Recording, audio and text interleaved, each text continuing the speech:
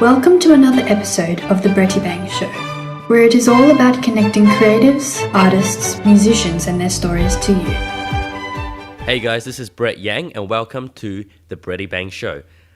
This episode is going to be slightly different as I won't be interviewing anyone, but I will be answering questions that were submitted on Snapchat on this podcast. So if you want your questions answered in the future via Snapchat, follow me on Snapchat. The account is called Bretty Bang, BRETTYBANG.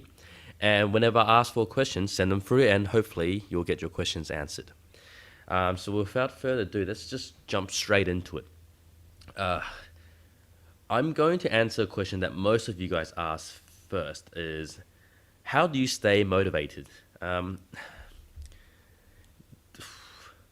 Honestly, I think motivation is a great thing, but it is an unreliable resource to focus on for you to achieve the goals you want to do. So I assume that you guys want to stay motivated to practice, stay motivated to work on the things you have to do in order to produce better results. Now, the only problem with motivation is that the reason why it's unreliable is because there's only a finite amount of resource that you can use mentally and emotionally to summon that motivation. And to rely on motivation, we can watch videos online. Obviously, I'll suggest that. Listen to other musicians play, go to watch concerts, get advice from mentors. But these advice, these short bursts of motivation, inspiration only last for a few days. If you look back, how many times have you listened to a recording? You're inspired to practice again. Except after 2 or 3 days or something like that, you don't have the same motivation again. So I would suggest a different thing. Instead of trying to rely on motivation, which is a great thing, and definitely use it when you have motivation, but you should try to create discipline. So it's not about motivation, but discipline. Now, why do I say this? Because discipline is what will make you achieve your best in the long run than short bursts of motivation. Discipline is something that you must do no matter what happens and no matter what the circumstances are. So something that I learned pretty well when I was practicing growing up in my teens is that I created a great sense of discipline. I practiced every day. I felt the urge to practice every day because it was something that I just had to do and it was part of my life. I almost view it as you eating food. We need food and water to survive, and you eat food, you go eat water because it's something that you're used to, accustomed to. Your body tells you that you have to eat and drink. I know this is a bit crazy, but discipline is something that will trump motivation, and discipline is something that will give you the results you want to have in, I guess, a shorter time space. Because motivation, here's the thing, once you're motivated, you do something, but you don't achieve what you want to do, you give up because there's no more motivation. Now, if you have the discipline to practice every day and you want to achieve something, you may not achieve in 2 or 3 days, but maybe in a week's time, maybe in a month's time, maybe in a year's time, you'll hit the goal, okay? Now, you don't see it yet, but you have the discipline to continue digging, to continue working for your goal. It's like the person who digs for, there's this great picture I saw. There was 2 people. One of them was digging for gold. Actually, both of them were, except one of them found the gold first. The other person obviously got distracted right away, lost his, you could say, motivation, gave up and moved on. While when the goal was only just a few more steps away. In that sense, a few more days until you might finally discover the new practice technique. Finally, you learn how to overcome that fear of performance or this hard scales that you've always trying to play. So to create discipline is where results will come. Now, sorry about the sniffles. I'm just recovering from a sickness. Basically, I'm trying to say there are no shortcuts, okay? I think a lot of you asking how to stay motivation is basically you guys are asking, You guys don't want to be responsible for your mental effort and mental energy. Now, this is where I would challenge you to fight that. I'll challenge you to go against your emotional weaknesses and mental weaknesses and strengthen it, because this itself is discipline. And we have to realize the truth is the fact that if you don't have discipline, you don't have the will, not even the will, the discipline to practice every day, there's no way you can go against anyone else in the music industry or to play better. And there's no way you can do it for yourself to improve, because without discipline, there's no results. Simple as that. The next one I want to move on quickly is let me see. Aha.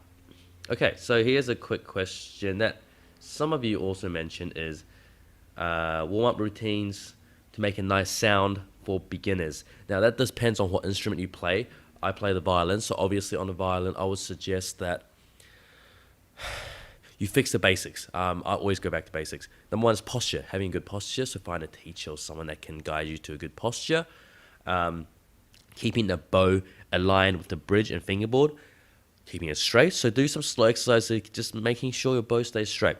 Like I said, you need to do this every day so it becomes second nature. And to do this, you need to have a discipline, not to motivate yourself every day to get your bow straight. So stay disciplined and keep the bow straight.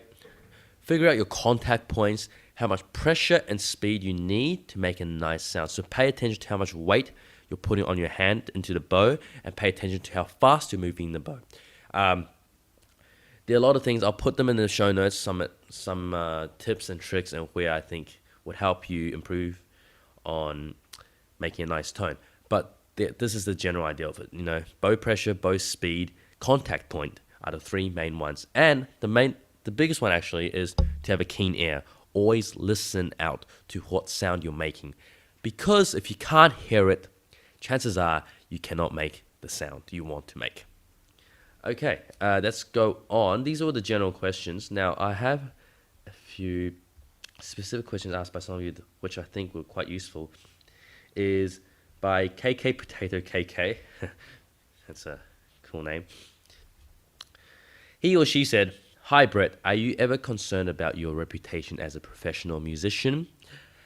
Are you worried about what other musicians or conductors would think about you if they saw your videos?" Okay, so my videos online, 2 Set Violin, on Facebook, YouTube, Instagram, all the social media platforms.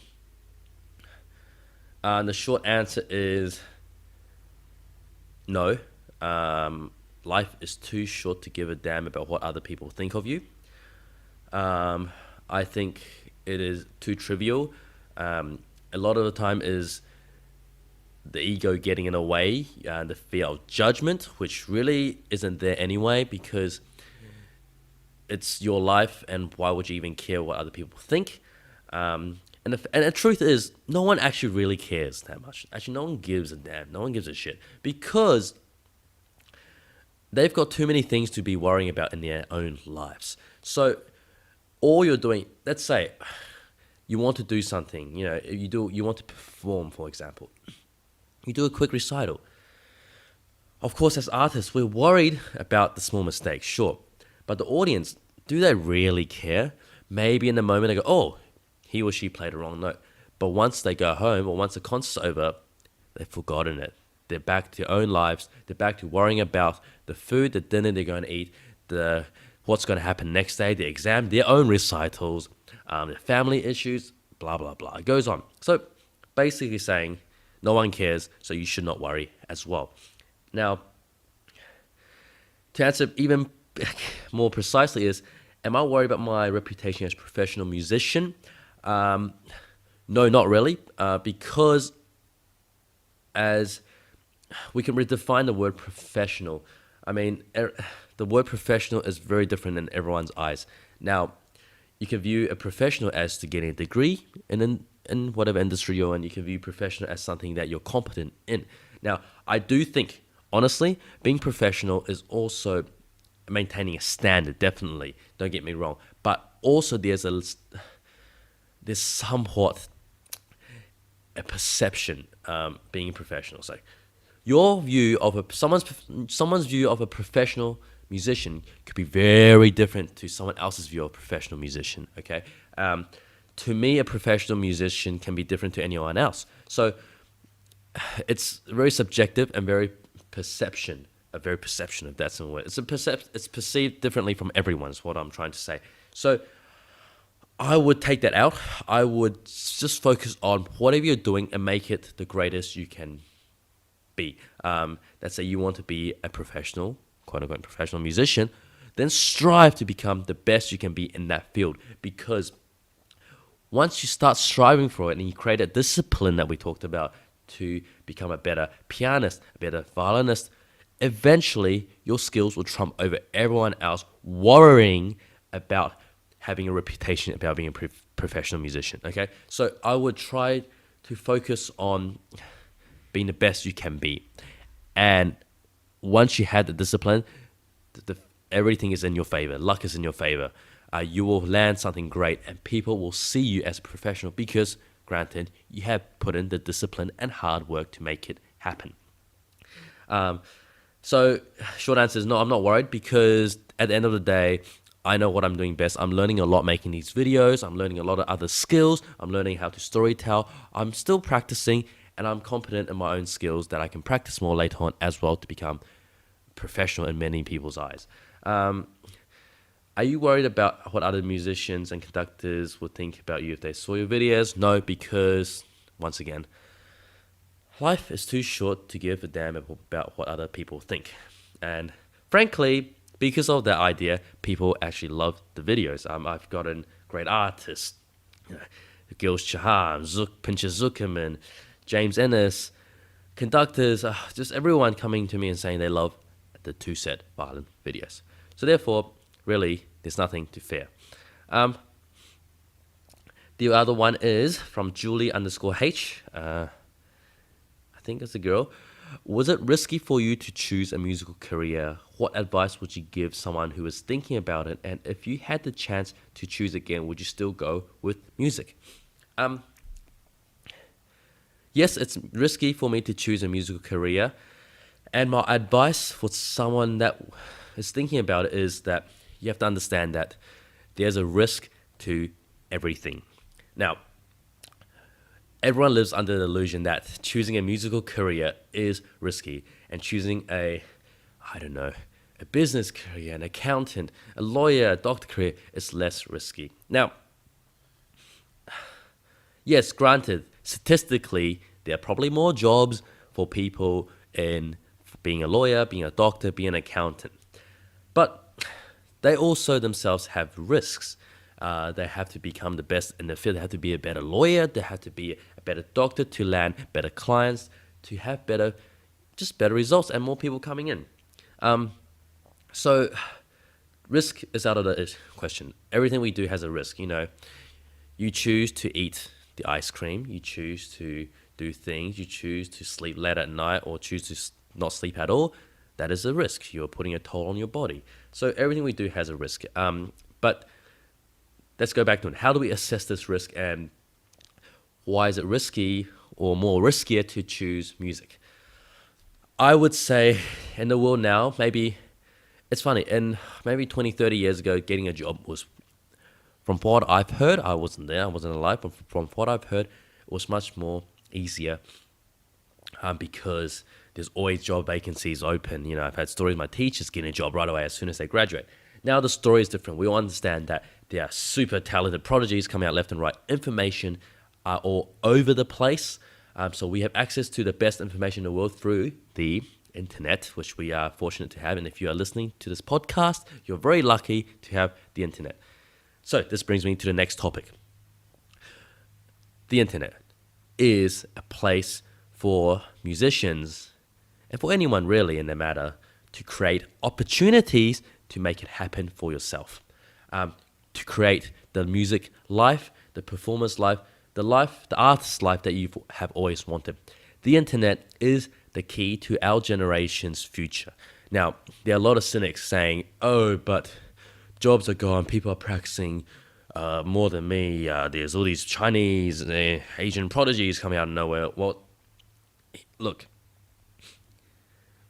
how about instead of complaining, create that discipline and work harder and practice better than those prodigies out there? Because honestly, think talent is overrated. Hard work will trump talent. And frankly, I would argue that if you're listening, you have talent. Everyone has talent. You just have to find what works best for you. Oh, also another one is, I don't know why always people say Chinese prodigies, because if you really look at it, Chinese people have 1.5 billion population in the world. Okay, that's almost a third of the world. Of course, there's going to be more Chinese violence out there because there's 1.5 billion people of them. There's only 300 million people in the States. There's only 22 million people in Australia. So how the heck are we going to compete? So there's already a stereotype, fact of matters that there's more of them. Obviously, there's going to be more violence there. And so the next question is, which Julie asked, is, if I had the chance to choose music, would you still go with music? Of course, I love music. I feel music is an escape. Music is an art which lets me become creative in my own field. Music is something that brings people together in times of war. And music really evokes emotions which sometimes I question, and music kind of brings it out and makes me understand what my inner voice is speaking, if that's a generic answer that I can give. But then again, I would also go with any other field that have creative input. So that could be pictures, arts.